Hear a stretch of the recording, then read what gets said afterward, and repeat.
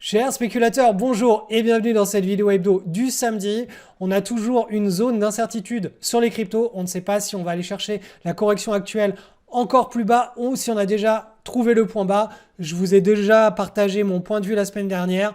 On reste dans un cycle haussier, on reste optimiste. Donc on part du principe que le point bas, il est en train de se construire. Mais vous allez voir que dans cette vidéo, il y a toujours un scénario B qui est moins probable de mon point de vue, mais qui peut arriver. Donc je vais vous montrer un petit peu quels sont les objectifs de ces scénarios baissiers à court terme, ce qui va remettre en question ou pas dans le cycle. Et on fait aussi un point, comme d'habitude, sur l'or qui stabilise parfaitement, l'eurodoll et sur les indices boursiers. C'est parti. Allez, c'est parti pour l'analyse du Bitcoin. On est à quelques jours de la fin du mois de décembre. Donc ce mois de décembre n'a pas été aussi haussier qu'attendu. On aurait bien aimé voir une série de 3 mois assez ascendants, très verticaux d'ailleurs. Là pour le moment, on a eu juste le signal de top départ de cette magnifique séance. Et là, on stabilise. Donc je vous rappelle que ce genre de choses, c'est déjà vu. Et ce n'est pas du tout, entre guillemets, inquiétant tant que la tendance, elle n'est pas retournée. Donc, on peut citer, par exemple, allez, on a eu ça ici, on a eu ça ici, on a eu ça ici, alors même qu'on était dans des séquences d'accélération haussière très fortes. Donc, voilà, il y a des mois qui peuvent être en stabilisation. D'ailleurs, là, on en a eu carrément 2 mois en stabilisation ici et ici. Pareil là, 1, 2, quasiment 3. Donc voilà, là, le CAC 40, le BTC, il est en stabilisation ce mois-ci. Donc très probablement, le mois d'après ou le mois encore d'après, on devrait avoir une nouvelle séquence d'accélération. On va passer maintenant en hebdomadaire pour voir ce qui s'est passé cette semaine. Donc cette semaine, ça n'a pas trop bougé. On est toujours dans cette logique de chercher une consolidation comme ça, une latéralisation. C'est pour ça que je vous dis que le mois prochain pourrait être aussi un mois de latéralisation, puisqu'on a, voilà, on a tout le mois de janvier jusqu'ici à faire, et éventuellement une partie du mois de février pour que ce que je vous ai dessiné en bleu se valide, à savoir une tasse avec une petite anse ou un triangle, peu importe, une marche d'escalier. Si je fais un zoom sur ce qui se passe là actuellement, hop là, donc en journalier. Donc en journalier, le scénario que je garde à l'esprit, c'est celui à la hausse, à savoir là, on a un petit pivot ici qui a été travaillé 1, 2 fois. Donc là, tout simplement, si on vient à casser ce pivot par le haut, on pourra dessiner cette fameuse séance ou éventuellement un triangle chartiste. Donc ça, je ne sais pas encore. Et le scénario négatif, ce serait qu'on casse par le bas ici et qu'on aille chercher une correction un peu plus profonde. Plus profonde, ça veut dire tout simplement, on reporte cette hauteur-là, on la reporte ici et ça nous donne quelque chose d'un peu plus bas. Donc dans tous les cas, on a cette image en mensuel qui est l'image d'un bull market. Donc là, à court terme, tout ce qu'on essaye de faire, c'est trouver quelles sont les séquences qui se mettent en place. Là, pour le moment, de mon point de vue, la séquence la plus probable, vu qu'on est en bull market, c'est de rester sur une image optimiste. Donc l'image d'optimisme, c'est tout simplement, là, on a fait le premier creux et on a un pivot qui est clairement défini. On attend le break du pivot et là, on pourra se dire, si on a le break, ça y est, on a la consolidation qui se met en place. Donc ça, c'est le BTC, c'est le scénario, de mon point de vue, le plus probable. Le scénario, on casse par le haut ce petit pivot et ensuite on dessine une belle consolidation. Donc idem sur l'Ether en journalier, hein, on a ce magnifique petit pivot qui est clairement défini. On attend la cassure ici pour avoir ensuite la potentialité de cette séquence. Je vous rappelle qu'en mensuel, l'Ether, il est sur une grande tasse et l'anse n'est pas encore terminée. L'anse est en construction et vous voyez que cette grande anse est en train de prendre la forme d'une épaule, tête et là épaule inversée, de continuation de tendance. Certains appelleront ça un triangle. Donc cette histoire, un petit triangle chartiste, moi j'appelle ça une épaule, tête, et là on serait sur la constitution de la deuxième épaule, ou tout simplement une tasse avec une petite anse dans une énorme tasse avec une anse. Donc là, c'est vraiment cette partie-là, là, au cours des prochains mois, qui importe pour l'Ether. Il faut qu'on crée cette séquence de cocotte minutes où vraiment on met beaucoup de pression entre deux bornes qui se resserrent pour que après, si on a le breakout, ça puisse libérer un mouvement très fort et très directionnel. un phénomène de rattrapage de l'Ether sur le BTC ou le Bitcoin. En gros, beaucoup d'opérateurs l'ont vu et l'ont accompagné pendant la hausse, ils commencent à prendre leur profit et ils se demandent quels sont les autres majeurs crypto assez liquides qui n'ont pas encore autant monté et hop là, les liquidités viennent s'investir sur l'Ether. Donc en hebdomadaire, hein, vous voyez bien que cette séquence, c'est celle d'une grande tasse ici et la lance au sein d'une énorme tasse avec une anse. Et donc, je vous rappelle qu'en journalier, là, on est censé être sur cette séquence-là. En journalier, ça donne ça. Petit pivot à surveiller, on break, on remonte vers la résistance, on fait une tasse et une anse, et c'est parti. Voilà. Donc ça, c'est le scénario, bien entendu, optimiste, puisque l'ensemble de la cote des cryptos est en bull market officiel. Bien entendu, si on a cassé par le sud cette petite consolidation, on aurait tout simplement une jambe baissière à chercher de manière un petit peu plus basse et vigoureuse cette première phase de consolidation. Ça nous fera un grand creux, quelque chose d'un petit peu plus long et profond. Quant au XRP, alors lui, il tient vraiment bien, hein. On est dans un espèce de petit triangle symétrique. On voit comme sur les autres cryptos, on a ce pivot ici en formation. Mais voilà, c'est celui qui tient proche des plus hauts, qui est extrêmement serré.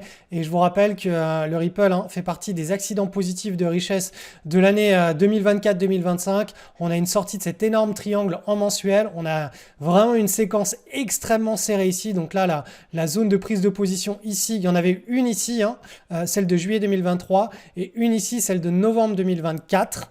Et là, voilà, on est censé être parti. On est sur les ATH, donc c'est normal que ça stabilise sur les niveaux actuels. Je vous passe ça en hebdomadaire maintenant. En hebdomadaire, vous voyez que là, on a 1, 2, 3 semaines où on stabilise, même 4 si on prend la dernière semaine de hausse ici. Donc là, on s'attend à quelque chose qui peut aller jusqu'en... Enfin, là, je vous ai mis quelque chose d'assez pessimiste. Si on fait une consolidation qui est très longue dans le temps, on peut aller jusqu'en mars 2025. Mais en journalier, là, on voit bien que ce qui est en train de se créer, c'est quelque chose qui pourrait nous amener d'ici mi-janvier, fin janvier, sur déjà une reprise de la tendance et un break des ATH.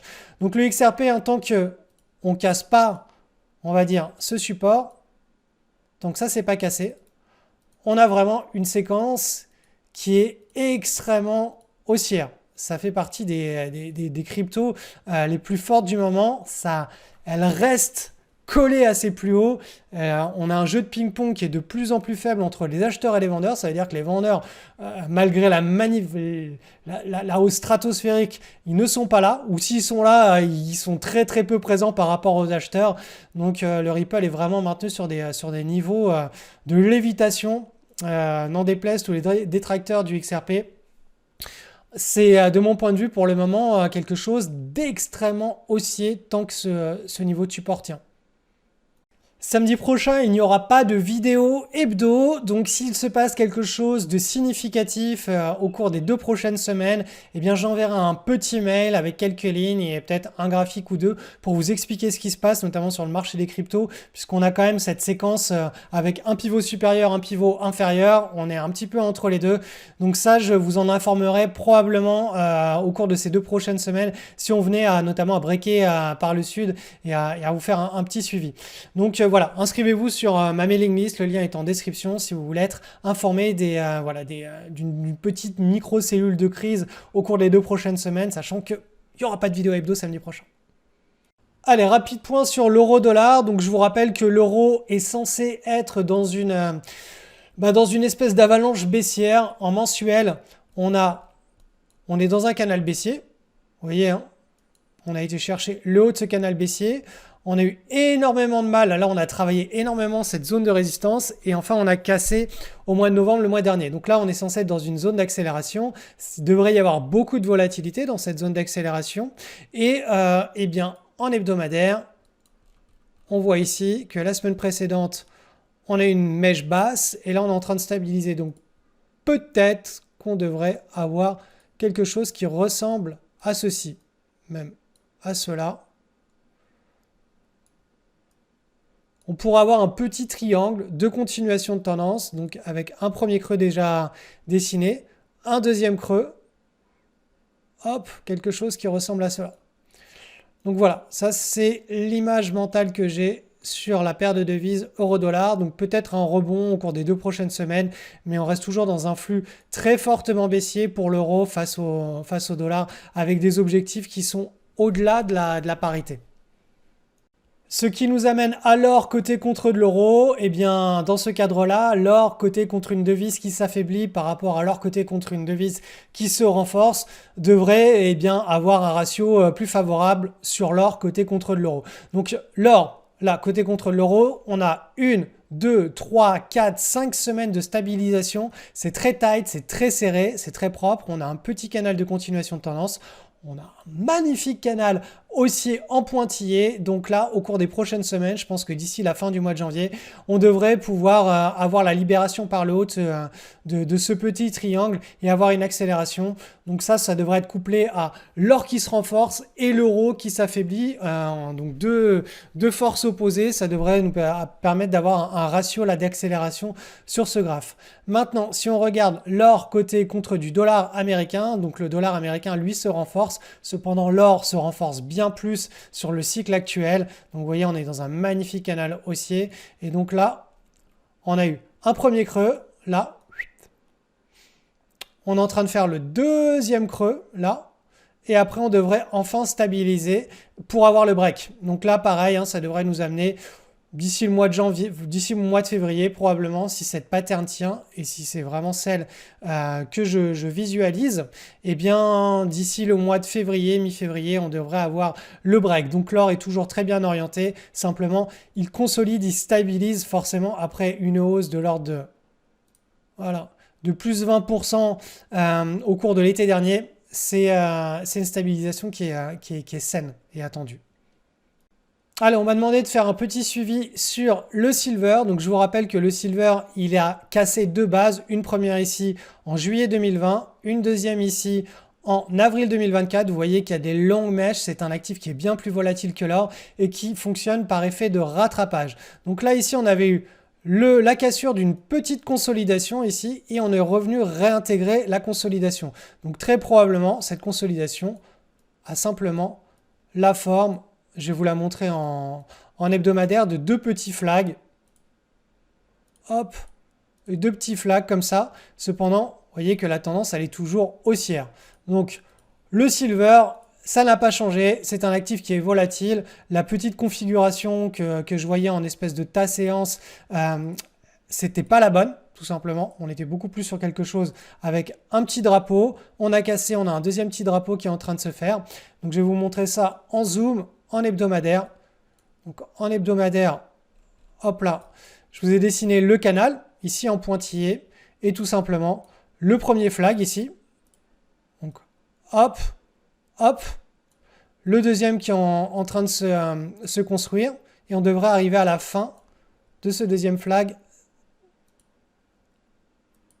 assez rapidement. Donc je pense que là, d'ici la fin du mois de janvier, on pourra avoir un nouveau signal de hausse d'accélération sur le silver. Je vous rappelle que le premier signal de hausse d'accélération sur le silver était hop, ici, basé sur ces petits flags.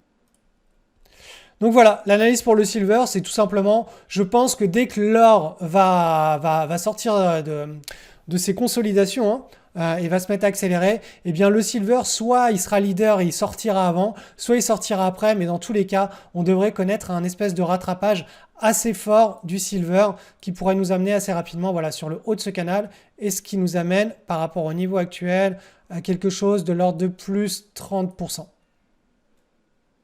Analyse du SP500, on est sur une semaine de stagnation, donc comme précisé la semaine précédente, en principe, c'est une correction en forme d'escalier de base qui devrait se développer au cours des prochaines semaines sur le SP500. Cependant, on reste toujours dans ce magnifique canal haussier. Donc voilà, ce serait probablement l'histoire de peut-être allez, quelques semaines d'ici la fin du mois de janvier. On reste vraiment très optimiste pour le moment tant que ce canal haussier tient. Money management agressif sur les swing trades, les patterns que l'on trouve, et il n'y a pas de raison de passer baissier on va dire de s'inquiéter d'une crise. C'est uniquement si on venait à casser ces niveaux-là qu'on pourrait commencer à s'inquiéter de la profondeur de la correction. Pour le moment, on est dans un mouvement long et régulier. Je vous rappelle qu'en mensuel, toujours cette histoire de ta séance qui a été cassée ici au mois de décembre 2023 et on s'inscrit sur une progression vers l'année 2026 avec au passage une faible volatilité pendant toute cette période. C'est la psychologie des foules qui devrait rythmer ces prochains trimestres sur les indices des pays développés, notamment les États-Unis. On va aller regarder ce qui se passe sur le Nasdaq. Le Nasdaq, c'est un peu pareil que sur le SP500. On a eu la semaine précédente une semaine qui annonce une stabilisation correction. Cette semaine, boum, on a stabilisé. Ça veut dire tout simplement que le Nasdaq devrait s'établir. Voilà, je vais essayer de vous le dessiner. Quelque chose comme cela, avec probablement la forme d'un petit triangle. On verra ce que les bourses nous font, mais voilà, grosso modo, ce qu'il faut retenir, c'est qu'on est en plein milieu de ce canal haussier. Donc on est entre guillemets correctement pricé, on n'est pas en état de surachat, on n'est pas en état de survente, on est en plein milieu. Le rythme est long et régulier. Et pareil en mensuel que sur le SP500, on a cette séance qui a été cassée en novembre 2023 et on s'établit dans un mouvement long et régulier au cours des prochains trimestres jusqu'au probablement au milieu de l'année 2026, voire le fin de l'année 2026. C'est l'image mentale que je garde à l'esprit pour pouvoir tout simplement prendre tranquillement mes swing trades sur les opportunités qui me sont retrouvées par mes screeners sur le marché des actions. Du côté de l'Europe, idem pour le DAX, indice allemand cette semaine, on stabilise, donc très probablement, comme je vous l'avais dessiné la semaine précédente, on devrait s'établir au cours des prochaines semaines dans une petite stabilisation, une marche d'escalier au sein de ce magnifique canal haussier. Et là aussi, vous voyez que si on trace le milieu, on est légèrement, on est autour du milieu, on est correctement pricé, léger en dessous. Donc si on a véritablement cette marche d'escalier qui se construit au cours des prochaines semaines, on devrait se retrouver dans un état où on n'est pas cher pricé. Donc voilà, ça c'est pour le DAX. Et enfin pour le CAC 40 qui est à la traîne totale, lui il est en bas du grand canal haussier en hebdomadaire. Et vous voyez que cette semaine, hop, alors je vais vous retirer les flèches des prévisions que j'avais faites. Donc cette semaine, on est venu rechercher, on est dans une zone de support ici. Vous voyez qu'on a été dessiné un premier creux ici.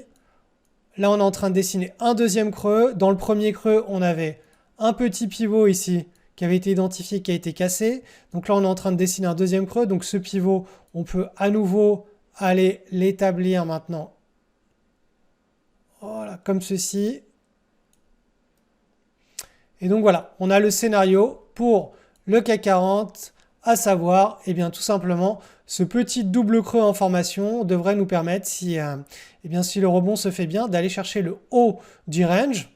Et si le haut du range est cassé, on pourra enfin avoir quelque chose, un rattrapage. Bon, en même temps, si on a ce rattrapage qui se fait sur le CAC 40, ça voudra dire aussi que les indices américains sont en train de bien booster, reprendre leur tendance. En tout cas, quoi qu'il en soit, voilà, sur les marchés des pays développés, que ce soit CAC 40, DAX, donc pour l'Europe, ou pays pour les États-Unis, on reste très bien orienté. On est dans des canaux haussiers qui sont porteurs avec toujours cette image mentale jusqu'en 2026. Du coup, samedi prochain, comme je ne suis pas là, s'il se passe quelque chose de très important au cours des 2 prochaines semaines, je vous en informerai par email. Donc si vous n'êtes pas encore inscrit à ma mailing list et que vous ne recevez pas tous les samedis matins un email, le lien est en description. Je vous rappelle que vous pouvez vous désinscrire de cette mailing list à tout moment. Je ne spamme pas, j'envoie en général un email juste le samedi matin pour informer de la vidéo hebdo et c'est tout.